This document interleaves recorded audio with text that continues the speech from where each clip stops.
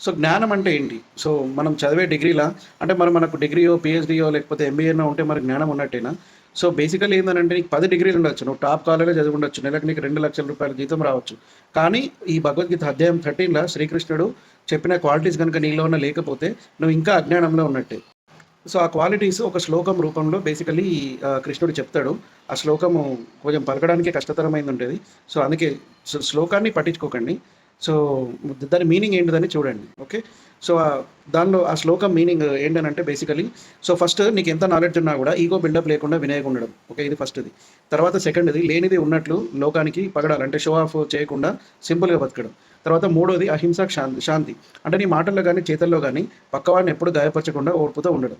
So ఇలాంటి character building qualities ఏవైతే ఉన్నాయో దాన్ని నేను నిజమైన జ్ఞానం అంటాను అని కృష్ణుడు అర్జున్‌కి చెప్తాడు. ఇవి లేకపోతే చదువు ఎంత ఉన్నా కూడా వేస్ట్. సో ఈ రోజుల్లో ఎడ్యుకేషన్ సిస్టమ్ ఎట్లుందంటే మనకు సబ్జెక్ట్ నేర్పిస్తది కావచ్చు.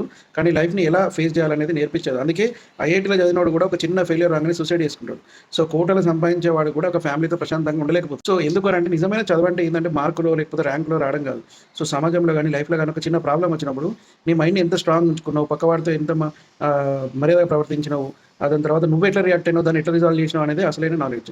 సో సర్టిఫికేట్ అనేది కేవలము బేసికల్లీ నీకు జాబ్ ఇప్పిస్తదేమో. బట్ ఈ శ్లోకం నీకు అర్థమై నీ లైఫ్‌లో ఇంప్లిమెంట్ చేస్తే నీకు లైఫ్ వస్తది.